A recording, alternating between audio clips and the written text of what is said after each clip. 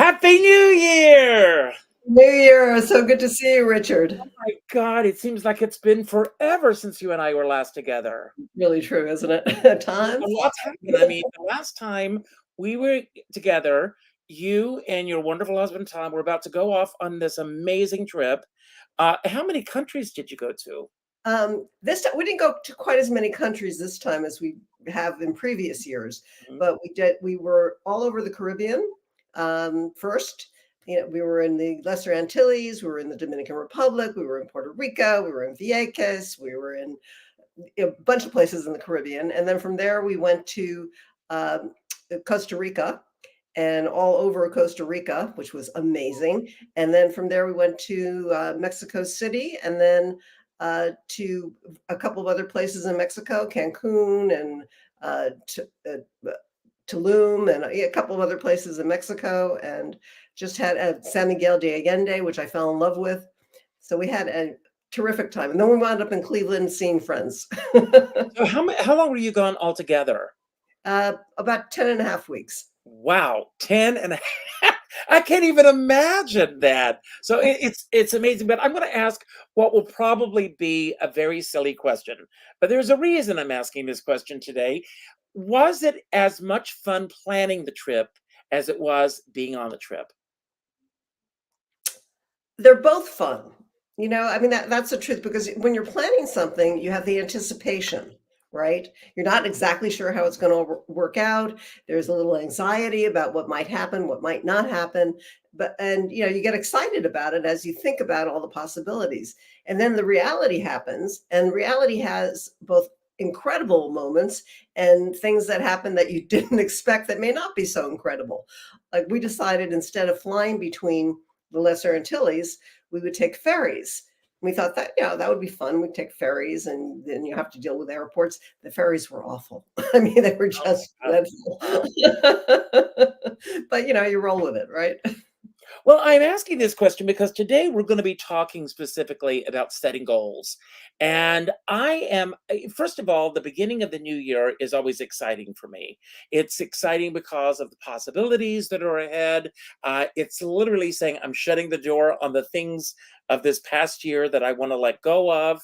And I'm a real proponent of, I don't call it setting resolutions as much as setting intentions. That's what I For the call it. year. Yeah, And once exactly. I set my intentions, I find that I have a pretty good track record of going after those things that I have intended on achieving in the new year. Where do you stand when it comes to New Year's resolutions, intentions, setting goals at this time of year, or is that a part of your process? My process is setting intentions almost every day. Hmm. Because I do that before I do a yoga class, for instance, or in the morning when I give gratitude. I give gratitude every morning, and I set my intention for the day. So it's an ongoing process. It's not just once a year. I think New Year's resolutions have their place in Hmm. that it gives you a focal point. Okay, it's a date, if you will, to start working on something. And then you might have other markers, other dates that are markers along the way. Next one might be Valentine's Day, for instance. Okay, am I still doing what I thought I was going to do or said I was going to do? How am I, really honoring myself in terms of living up to the intentions that I set? And I think that's kind of how I look at it. Well, everything that you just said is the perfect setup for today's show because I have invited three of my favorite women in the world of cabaret and theater who are here who really do set goals and they go after their goals. Um, my first guest, she's been on the show before, and that's my dear friend Barbara Minkus. And Barbara Minkus, last year, she comes to New York and she had a specific goal in mind for her one woman show, which is brilliant, everyone. All the booking people out there, it's still available for booking. But she came to New York. We went and saw the space that she wanted to do it in. And she said, Richard, this is exactly where I need to be with this show. And by God, she made it happen. So, Barbara, Welcome to the show. Oh, I'm so happy. I put it under my name. We're here in 2024 because it's such a great way to start your new year and to Yeah. be with such positive people as both of you are. And I can't wait to meet the other ladies. And yes, last year was really special, Richard. It was special because you were part of it Well, for thank you. me. Because when we went to look at the space at the York, I, I I knew right away I wanted to do the show. I'm not sure if I'd like to think that I'm going to continue doing my show, but what a wonderful way to come back to New York on my terms. Hmm. Because when I first came to New York and started on Broadway, it wasn't on my terms because life changed my terms when we opened the night that Martin Luther King was killed. That kind of changed everything. So for me to come back to New York with what I needed to bring my musical director, I needed to bring my director, I needed to bring my lighting person, and I needed to bring my stage manager. Me, little Barbara Minkus, bringing all of these people to New York. Thank God I had 400,000 miles on my for free airfare. But it was a dream come true. It really was. And then for me to have you there on one of the performances was also a dream come Well, true. it was for me as well. You bring something up that I want to go back and address, and you said that you were coming back on your terms, and even getting to Broadway, which was a goal of yours, and making that happen. And but as you said, for those who don't know, and I'll let you tell the story, you open in a what was going to be slated to be a major Broadway show. It opened with Tom Bosley. You opened, and the night that you opened, Martin Luther King Jr. was assassinated. Right. So, And of course, the cast didn't know that, no, no. the Um, only people that knew were the people that went out at intermission, and found out. So the vibe, so to speak, when the audience came back, it was a different Of audience. course. Yeah. They were not happy. but And one of the themes of your show, the major theme of your show, 18 Minutes of Fame, is that no matter what curveball was thrown your way, you got through it, you continue to go on with your life, and other opportunities open, including meeting your wonderful husband that we all love. Um, but tell us what keeps you going when these things do come up that are unexpected, unplanned, and completely changed the trajectory of where everyone was going at that moment. right. I'm not just going to be talking about that, but I will tell you that the truth is for all of us, and I have to be honest. My middle name is honest, Mhm, dealing with reality, that you must feel the pain or the loss Mhm. first. You cannot, you know, put it aside or put it inside and not deal with it because it will stay with you. mhm. I don't know for a lot of people forever. Yeah. So I knew at an early age in my life when I came to New York, even not knowing what I was doing, just came to get a act for the Playboy Club, and I was so not a Playboy Club kind of performer, but it gave me a chance to come to New York. I knew that this was going to be my home, my major home from Chicago. And when the sad part came when Hyman Kaplan closed, I knew that I had to mourn. It's very important. Mhm. I did not know how my life was going to turn out. It turned out so beautiful. I mean, who I knew that after I mourned, I had to leave New York and start somewhere else new. Mm. I've never regretted that.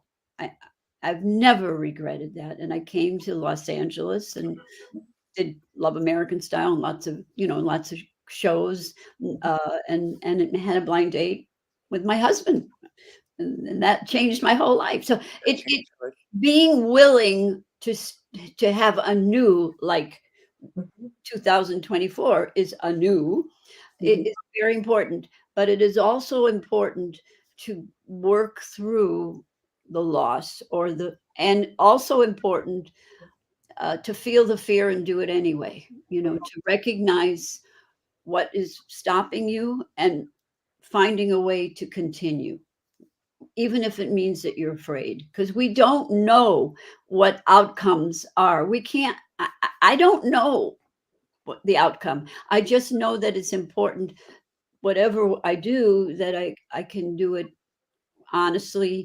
And if there's sadness involved, to deal with the sadness. I don't have to share it with, lots and lots of people, because I don't believe in that. I believe in working it through and with God or a spiritual being that you believe in, and finding a way to work it through. And that is probably what's happening right now in my life. Judi, do you want to weigh in on that? Well, I completely agree. It's important to be able to acknowledge our losses in order, I think, to really appreciate the good things that come our way, and to also realize that it's just part of the cycle of life. There are wonderful things that happen and there are terrible things that happen. Right. And that's life, Yeah. So I want to mention that last night I watched this incredible documentary that I highly recommend to everyone, and it's called I Am Maxine's Baby, and it's about Tyler Perry, and he really came through a really rough childhood, rose to the absolute pinnacle that you could possibly reach in this business. But one thing that he said last night, and Jane Fonda also said this in her book, and I've never forgotten this, and it sticks with me, is there needs to be a statute of limitations as to how long you hold on to this, and then you have to let it go and you have to move on. Yeah. And if you don't do that, you'll never be able to face the next thing that's behind the next door. But I want to bring on our next guest, and before I bring on Sally, I want to mention that the pandemic turned our lives upside down, but there were some positives that came out of it. It brought Judi and me together to do this show.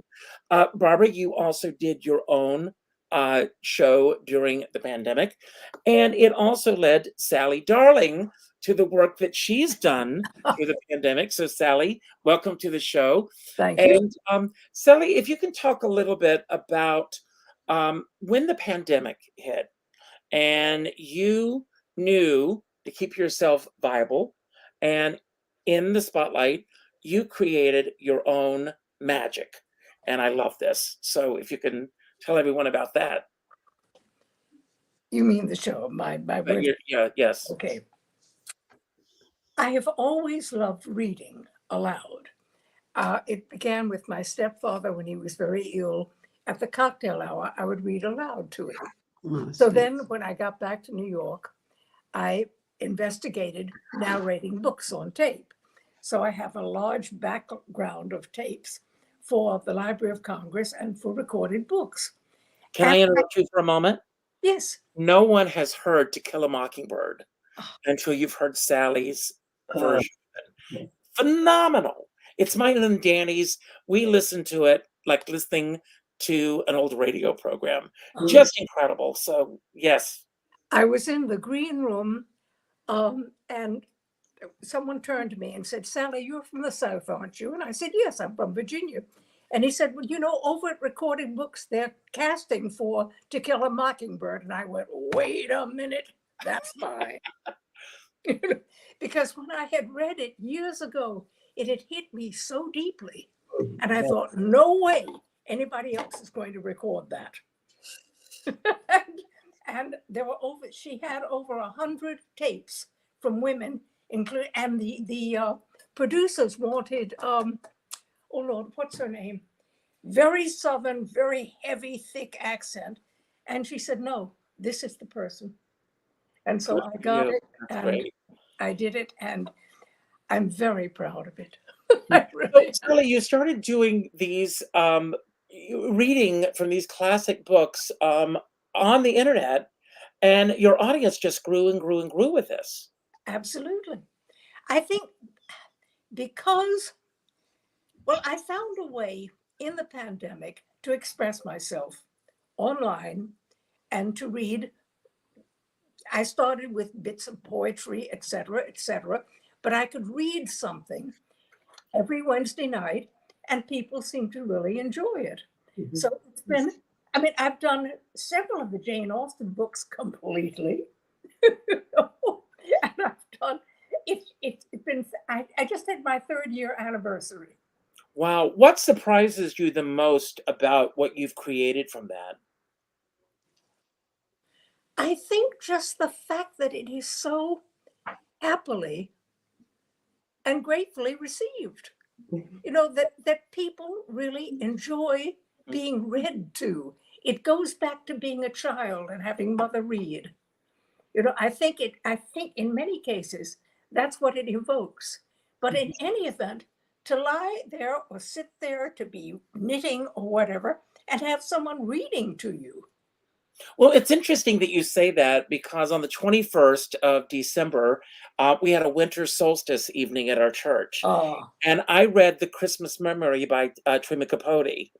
And it was the first time that I said, it's 30-minute story. And I am proud to say that my entire audience was right there with me. You could hear a pin drop. And it, it, it instilled in me the belief that I could hold an audience's attention just from the written word for half an hour. And going into a studio like you've done and being just alone in a booth reading these stories, what is happening to you psychologically? Because you don't know who's hearing it, what the outcome will be. So where does that take you? And what is your preparation for? well, now, of course, I do it from my home. I'm sitting here at my dining table with everything set up.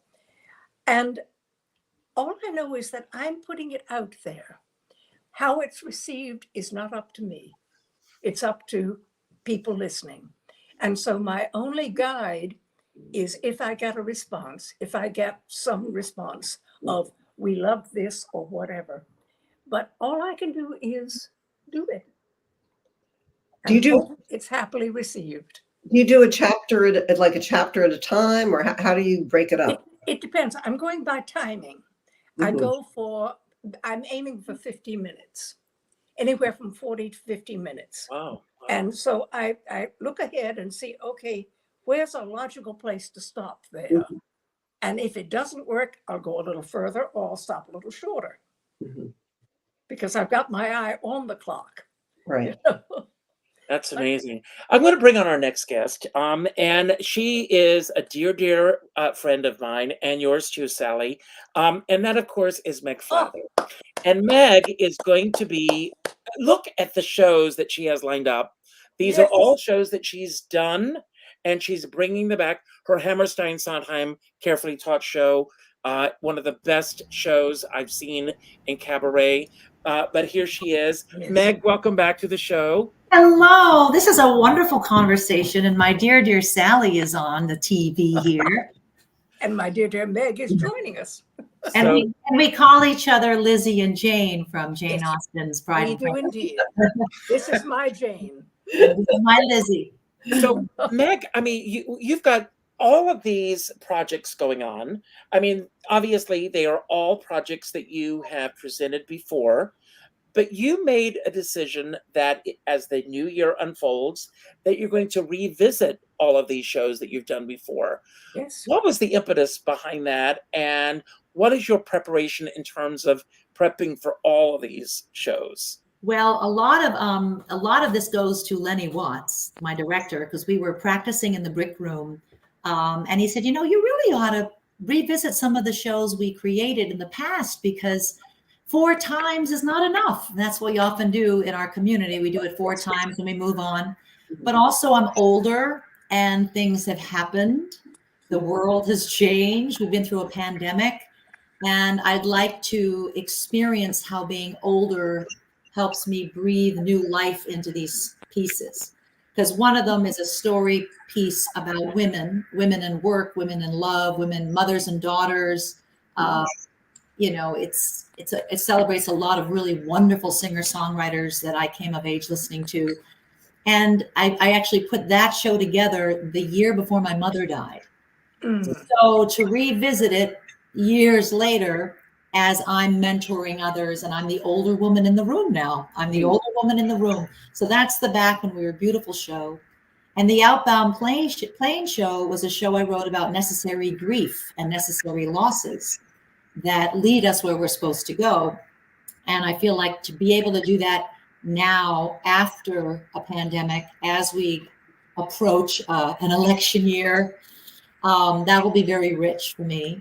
And then the Hammerstein and the Rodgers and Hammerstein, just to keep those incredible songs going, just to keep those stories going, because I love those men so much.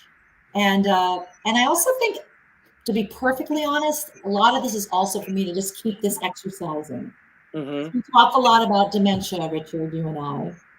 And Well, one of my habits now, Danny and I, every night we sit and we watch Jeopardy. I just want to make sure that my brain is still remembering all of these. Yes. But I never could play Jeopardy when I was young. So my whole thing is I'm going to do the things I'm going to keep the things going that I could do when I was young, and I could always memorize and retain and deliver. So I'm trying to keep that going. But also with the added element of being in the moment, of taking our time. We calm down with age. We get better on stage with age. We are more experimental in the moment. We're not so rigid. We really listen to our audience. We engage with our audience. We allow our audience to inform what we're singing, even if it's scripted. So I think I'm looking forward to seeing these older shows performed by a more relaxed Meg. And of course, I want to honor the Brick Room, because the Brick Room at Don't Tell Mama saves our lives every day. It's a place where we can make music. It's affordable to make music. It's affordable for the customer. And I think that's a very important thing to celebrate. Well, you bring up an interesting point, and I'd like to, I just pulled off the shelf again as I'm going back into the fold again to start doing and I pulled off the shelf the Cabaret Performer's Handbook. And I'm just reading this, and Bob Harrington, who wrote this book along with Sherry Eaker almost 35 years ago, one of the things that he was asked in the book is how could he go to show after show after show. He could be a movie critic or a TV critic, but there he is in the throes of live performance, night after night after night. And he made an interesting point that jumped out at me, that those of us who were lucky enough to do what we do, we go into cabaret, not necessarily because we're looking for fame and fortune. No. But for the sheer ability to create. And it's interesting that you bring that up, and thank you for bringing that up, that thank God we have these rooms, like the Brick Room, holding on so tight, that will give us the chance to create our art. I'm going to go around with each of you, and I'm going to start with you, Judi. You do what you do, and it's on a different level from what the rest of us do, but you also have a background in television. Right. And so when it comes to being able to present what you present, what is your process in terms of preparation? And I know it's very different with you on a level different from what the rest of us do, but how do you prepare? The first thing I do is really think about who I'm going to be talking to, right? And who they are at their core, who they are, and I get to know them at their core. I mean, that's what I do, right? And what is it they need from me? That's what I'm working to provide for them. Do they need somebody who's really just going to sit there and listen to them? Do they need a lot more interaction? What are they dealing with? I know, whatever things that, are currently on their mind and they're dealing with. So, where are they in that process?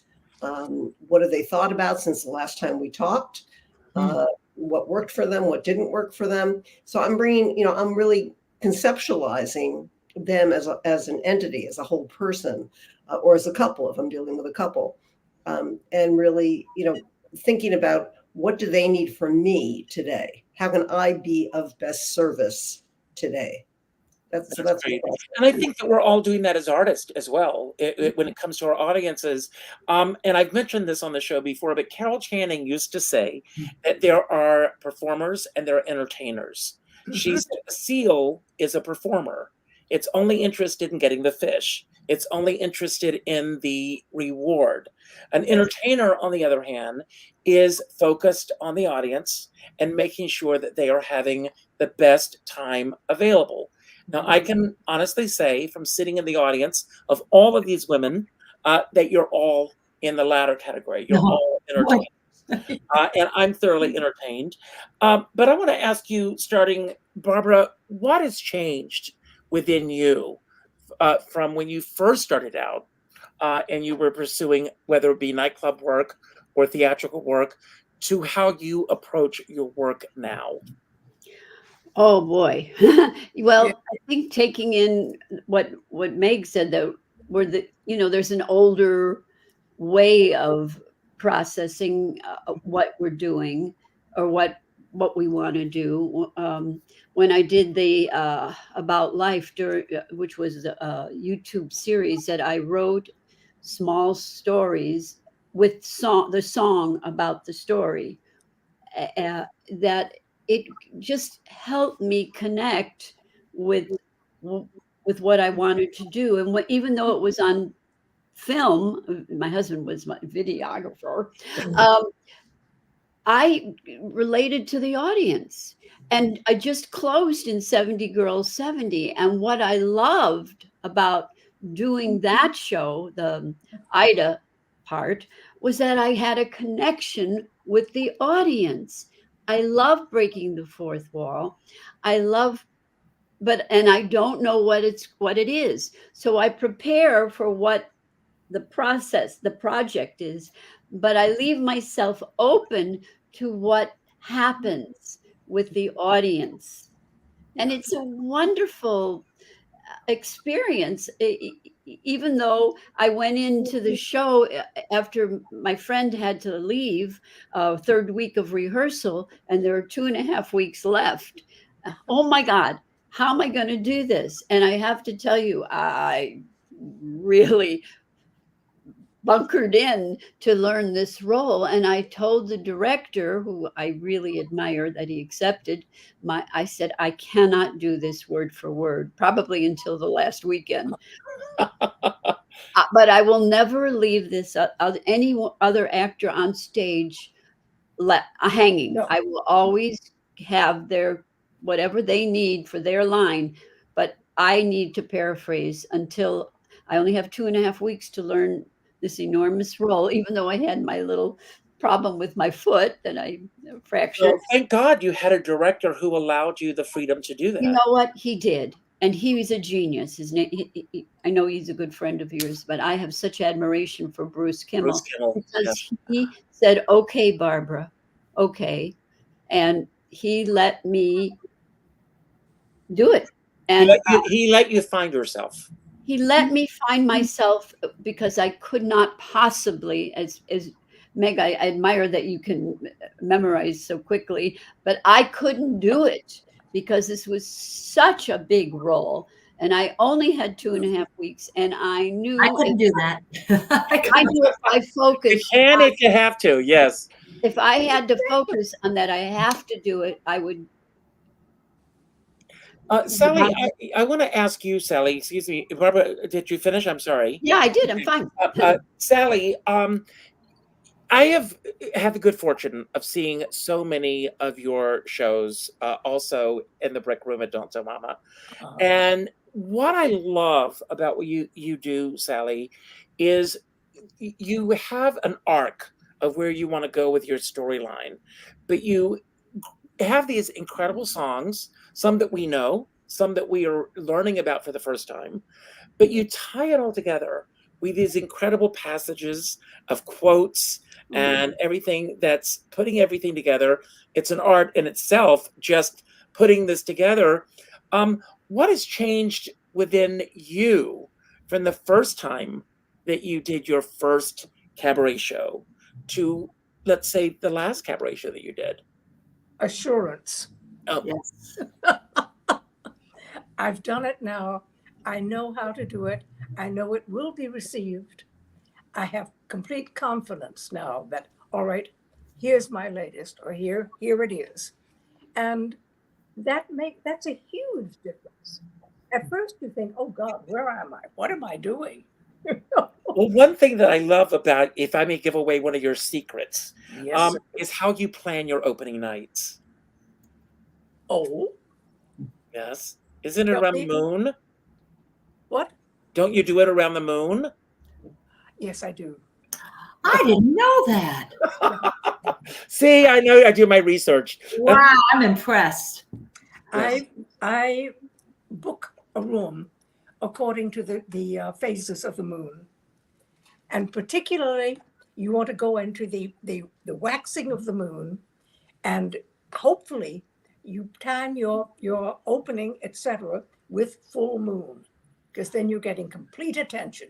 Wow. Yes. And you don't- Now there's the secret, ladies. I'm blown away. I am absolutely. I me consider this woman my family. Sally and I talk every week for hours, and I never knew this.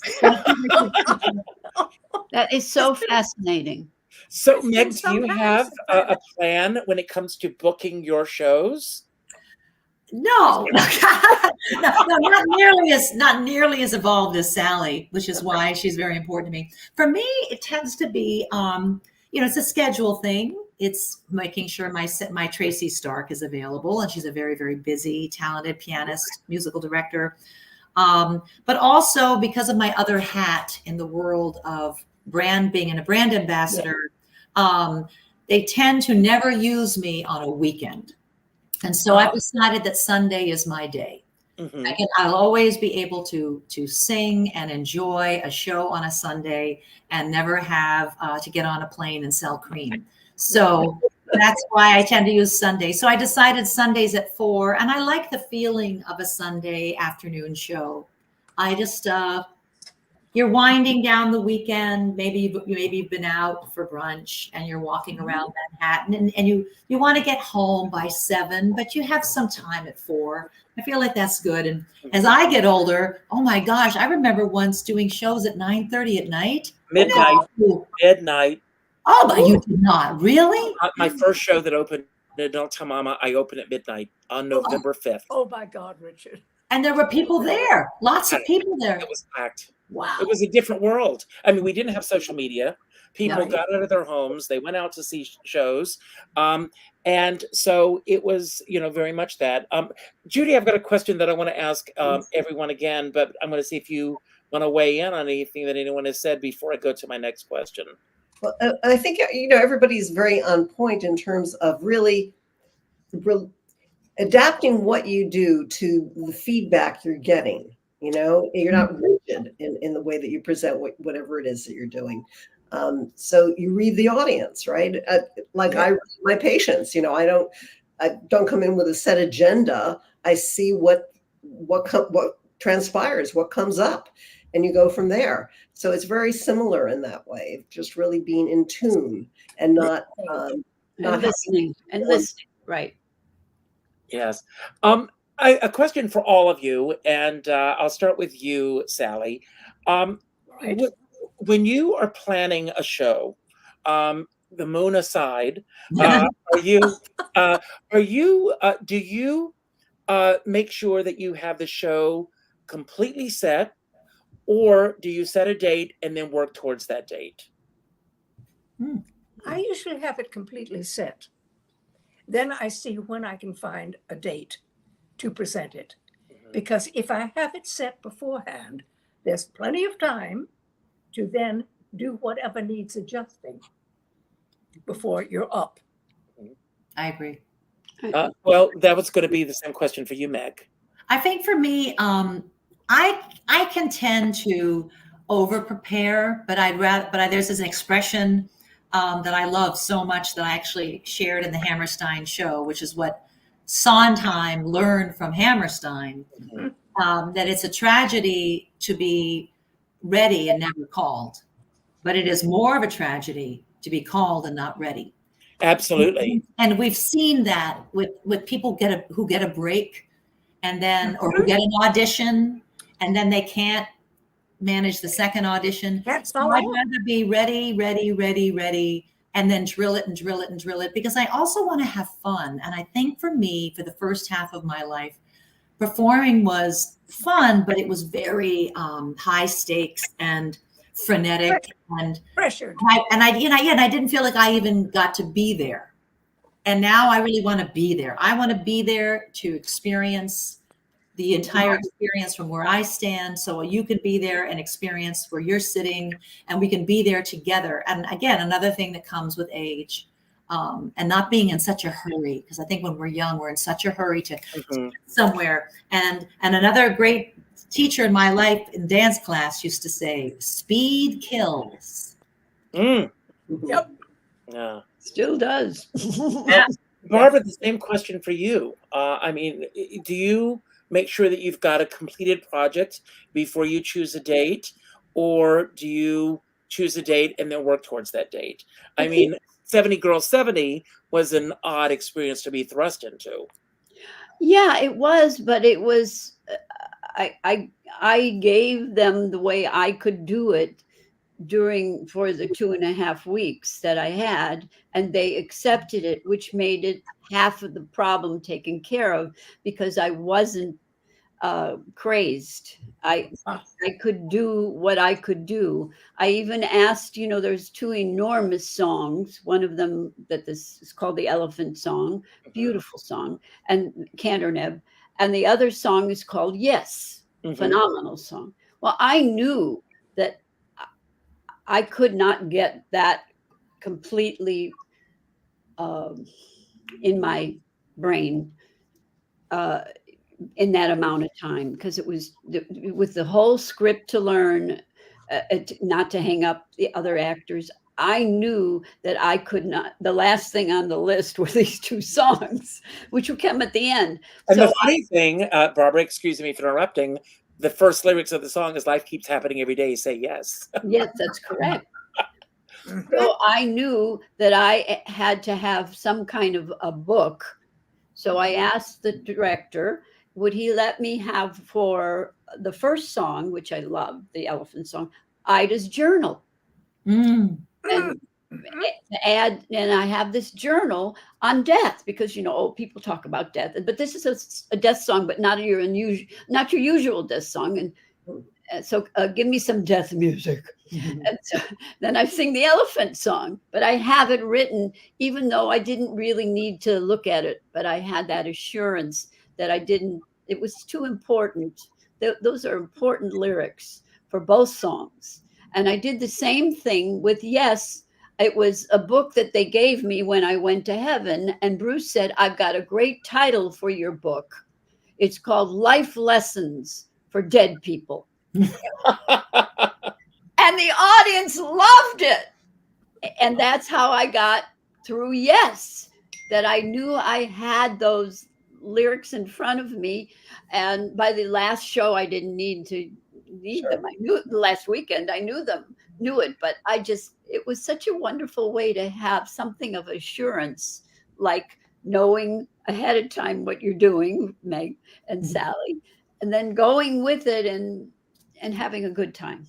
And listening, which very and taking care of yourself. That's the other thing. When you take care of yourself, if you relax a little bit, then the best of you can be there anyway. So just having that thoughtful prop prepared you to give yourself the best experience.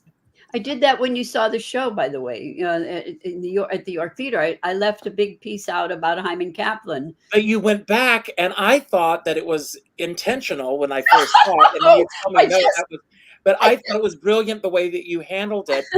I want to ask you all about the A word that both Sally and Barbara mentioned, and that is assurance. How do you deal? Well, maybe it doesn't happen to you, but does does what's the word I'm looking for? Just went out of my head. Self-doubt. Does that ever come into the process as you're prepping for a show? And if so, how do you get through that? I'll start with you, Meg. Well, absolutely, because especially with when I took a turn from doing singer-songwriter music and really tackled the Rodgers and Hammerstein show in 2020, I was petrified. I knew I had to do it because I wanted to heal that part of me that walked away from theater but loved theater and grew up with that music. So the opportunity to do a show was a healing for me. And but I was petrified. And Lenny, my director, was very aware of it. And he said, "What are you doing? You're putting this music on such a pedestal, like you don't deserve to sing it." So we had to work really hard for me to give myself permission to sing this music. But then through that specific work, it became my favorite music, and then it became very personal. But it took a while. I had to go through, who am I to do this, to how am I going to do this, to how does this tell my story, and drill it and drill it and drill it. And then the positive about COVID is I had a year to run it and run it and run it and run it and run it. So by the time I did it, it was mine. But I was petrified with the two Hammerstein shows. Wow. And I think it's good to be petrified. I think it's good to be petrified. Because then you meet yourself, and then you have to overcome it. And then there's a sense of pride on the other side of it, you know? Judi, I'm going to put you on the spot. Do you ever deal with self-doubt in your profession? And if so, how do you get through it? Absolutely. There are many times when I wonder if I'm really providing what this person really needs, if I'm really the best person, for them to be working with. Am I really giving them what they need? Are they growing? Are they changing? Absolutely. But I think, a lot of what Meg was talking about is that kind of imposter syndrome that a lot of people deal with, Yeah. and where, it's more than self-doubt. It's like, really? Can I do this? Is it, me? Who am I? Right. Who am I to be doing this? Right. And I think it takes maturity, among other things, to really get past that, to get to the point where you have self-confidence and enough experience, positive experience, to be able to be that self-aware and self-reliant, and know that, you can do this. Just to add a point, one of the things that also came out of that was really, for the first time, leaning and trusting my teachers, and realizing I wasn't alone, because the challenge was so high, but I wasn't alone. And so I think it was really, really cool to learn that there was a whole team putting the show together with me. I wasn't by myself. Right. Well, And they weren't going to let me get on that stage till I was ready. You're reading my mind. I'm going to give a shameless plug. That happens to them. That happens to us a lot. It happens to us a lot. I'm about, as you all know, I'm about to do a new show. Barbara's coming to New York for it, which thrills me. But it's very interesting. When I wanted to do a show for my birthday, and the show that is happening is not the show that I set out to do. It completely changed course. I had reached out to James Beeman, if he happens to see this, brilliant director. And I said to James, I want to work with someone that I've never worked with before as a musical director, because I want to see if they will challenge me. And I am looking for, that's the way I presented it, a Barry Manilow to my Bette Midler. I want someone who can bounce ideas off of me. And so I had a rehearsal last week, and Danny was in on the rehearsal, and he was in tears afterwards because he felt that for the first time I am being truly supported by a director and a musical director on a level that I've never had before. And that's not to take away from any of the musical directors that I've worked with before, but a lot come in, they do the job that they're asked to do, and that's it. I mean, to get these ideas bouncing off of you. So I want to talk about one of my favorite words. We've gone from assurance to my C word, and that's collaboration. Ah, And Barbara, you mentioned earlier that when you came to New York, you wanted to do it on your terms. You had your team put together. Talk to us about the collaborative process and what that means to you. I think trusting, I get chills when you ask that question to me. I think trusting others is half of that's life, Mhm. not just on in theater. The trusting all the things that could have gone wrong that I didn't know about, that they couldn't get the sound right, or they couldn't get there's filming of my life, and they couldn't get the film to work. Even with bringing all those people together, they couldn't pull it off. And the director, who I just loved, Susan Morgenstern, said, "We're not going to tell Barbara this," and it was like 5 minutes. It's like the old joke, 5 minutes before the show started, Right. they finally got it working, because the person that was at the York, who does all the sound, came via telephone and helped them figure it out. So the whole thing was a collaboration. I never knew about it.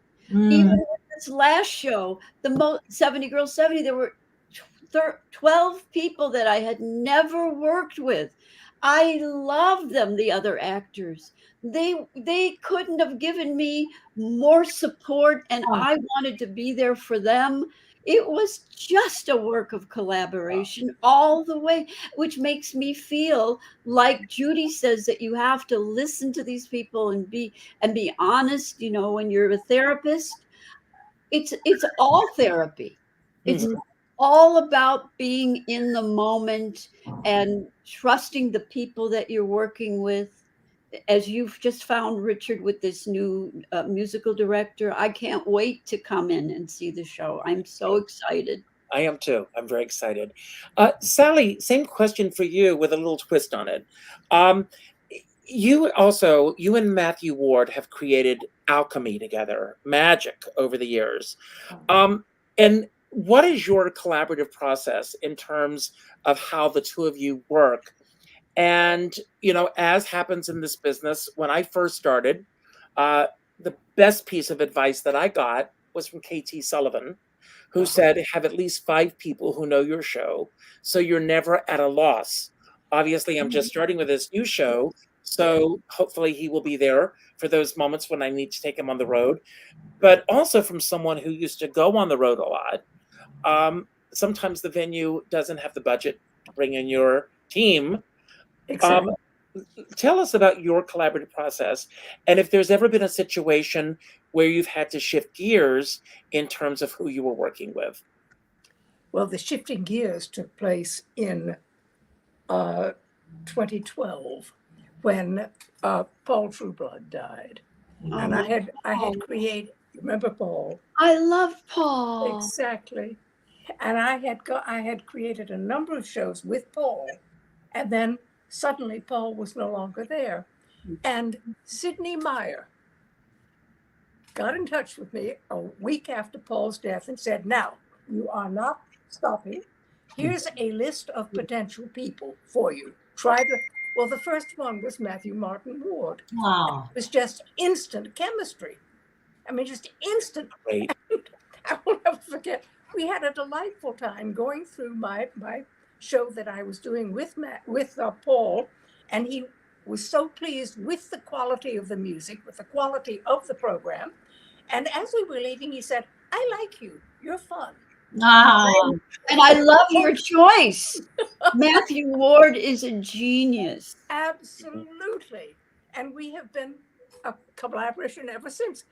Now, if you go on the stage and there's nobody there and you're singing a cappella, it's going to be a little empty. Right. So you collaborate. And you collaborate first with your musical director and then with anybody else. If you want a director, a music person, but it starts with you and your musical director. That's the initial collaboration. That's right. And the essential one.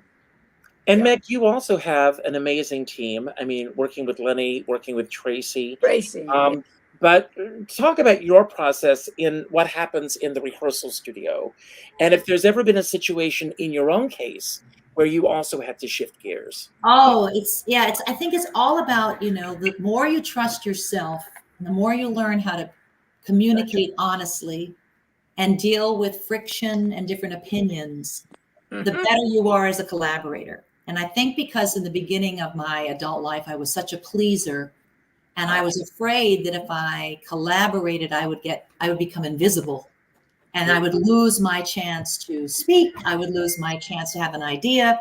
So what I would do in the beginning is have it all set myself and then bring it into the team to polish. And that worked okay. That was fine. But then what was a great turning point was really creating with Lenny and Tracy, Yes. and trusting that I could disagree. Absolutely. And they could disagree. And then we could have an rehearsal, and then we could have a great rehearsal.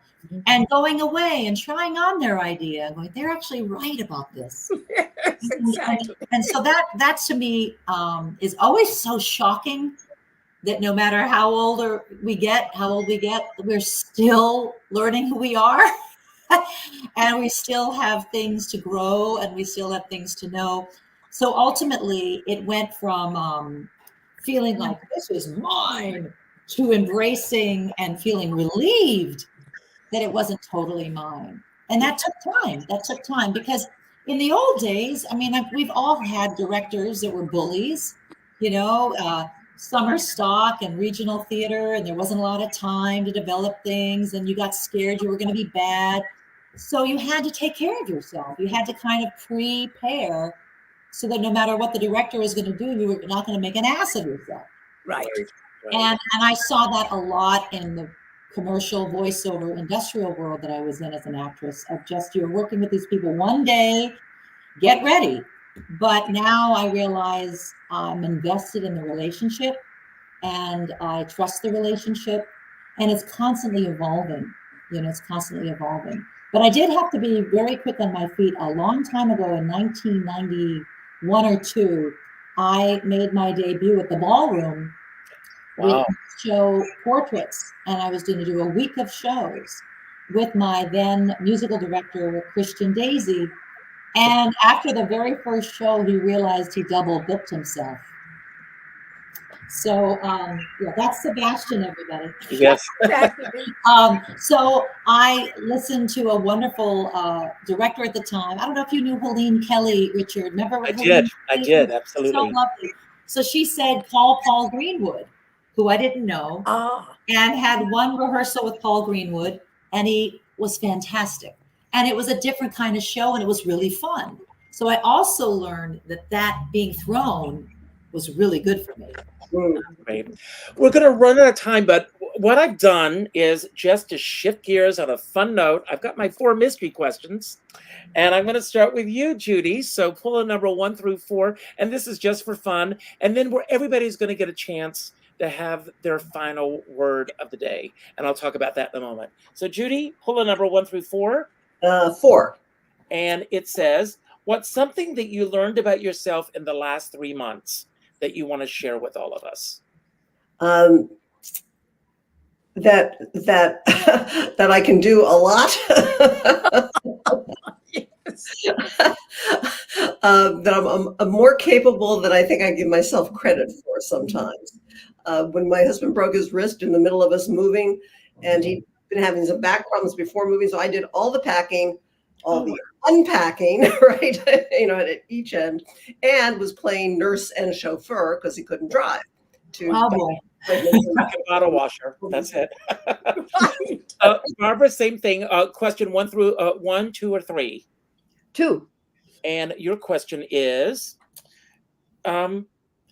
when you pass on 25 plus years from now, what is the one thing that you want to be remembered for when it comes to your creativity? Wow.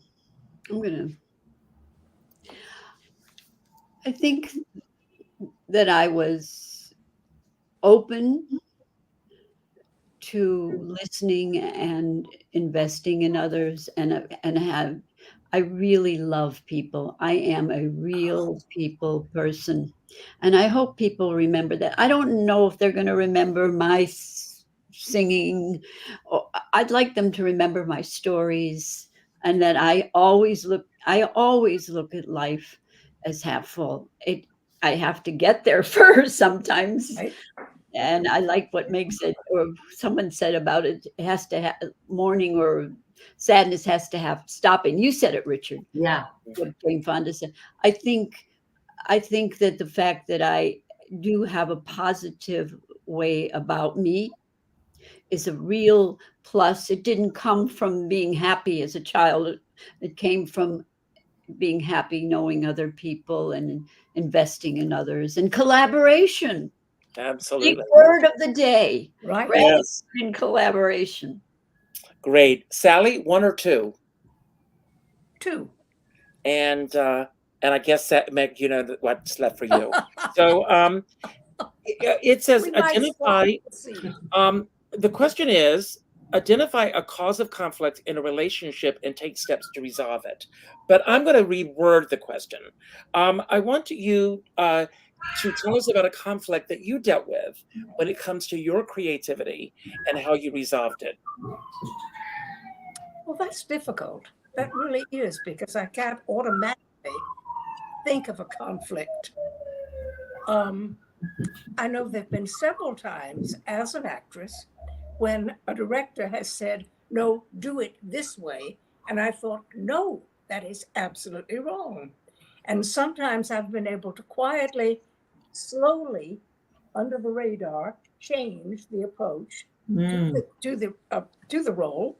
Other times I've had to just stand up and say, this won't do. You'll have to get another actress, because it's so wrong. I simply cannot do that. Good for you. Good for you. And believe it or not, Hollywood is built on those stories. Again, go and watch the documentary on Tyler Perry and how many times this man was told no. And what I love, I'm going to say very quickly, his character Medea. Yes. Happened. Spoiler, because the actress scheduled to play the role did not show up. Oh, wonderful. And Wow. changed that one moment, changed his whole life. Right. So, Meg, this is the last question. Would you rather win the lottery or live twice as long? Live twice as long. Good for you. Yes. Yeah, I feel like from what I've read and heard about people that win the lottery, anything that happens that fast out of nowhere, I think there's a lot of emotional baggage that comes with that. Yes. How do you trust the people in your life? How do you, or if I could win the lottery anonymously and then write a lot of checks to people, I think that's another cool way to be. But I would say I'd rather live and find out who I am and make the money myself. That's good. I love that. Grow my own roses is Wonderful. What Yes. a wonderful show. I've had such a good time meeting Yeah, all of you. well, I know, this is wonderful. Richard Skipper, man. Well, Yes, thank you, Barbara. indeed. Thank you all. But I want to give everyone a chance to have your final word. And Barbara, we'll start with you because I know that you have to run off.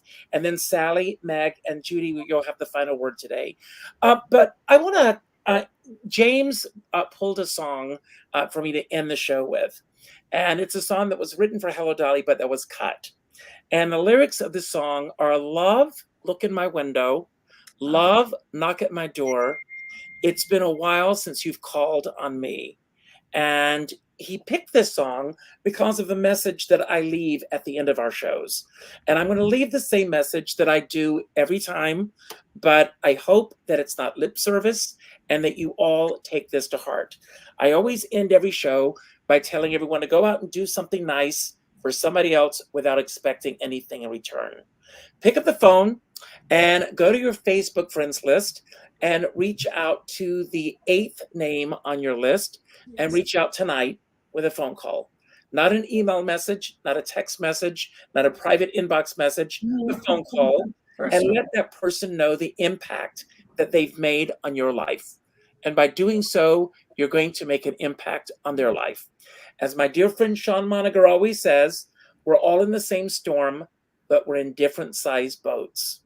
And I always say, I don't care what size boat you're on, as long as you have a skipper by your side. And with that, I'm leaving and I'm turning it over to you, Barbara. Well, I feel blessed that I have a skipper named Richard that has always been there for me. I think having friends that as you and Meg and Sally and even Judi, I look forward to being with you. I feel friendships are wonderful, and even getting new friends when we are mature people, older people. That's just a terrific thing to have, that joy of meeting new people, like I just did at the 70 Girls 70. I didn't know anybody, and it was just a joy. So I think my message is for everyone out there: just listen and enjoy Lovely. the joy. Enjoy. Thank you, Barbara. Sally? For me, I tried being married. It didn't work. I'm too independent. But I found that trying to put love to one person was wrong for me. And if instead I just open that love to everybody I know, everybody I care about, then I am open for love in return, and no hurt, no pain, no angst. And that was a huge recognition. So it took me off the he's got to be the one path, and let me open up to everyone and everything. And it's huge. It mattered. It changed my life. So there we are.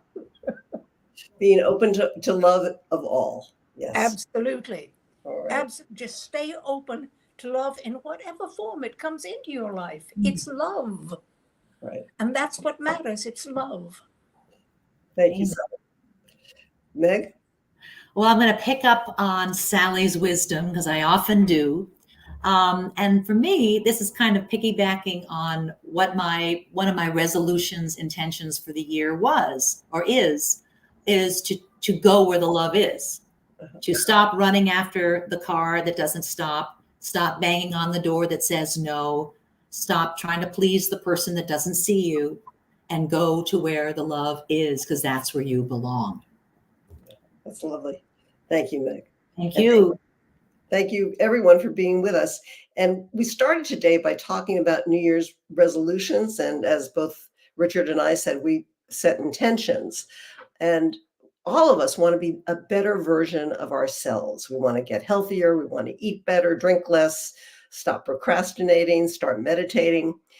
But it's not about expecting and hoping and wishing. It's about the doing and the being and the becoming, but doing it with grace for our own imperfections, and starting over again every time we fall down, because sometimes we fall down. The real key is to make it a habit, and to do that, it has to be fun. You have to have a reward, and it has to be easy to do. So listen to books on tape or work out at a Zumba class if you like to dance, or keep unhealthy snacks or other things you're trying to keep out of the house in hard to reach places. Your present circumstances don't determine where you can go. They only are where you can start. And as Albert Einstein once said, learn from yesterday, live for today, and hope for tomorrow. We'll see you in 2 weeks.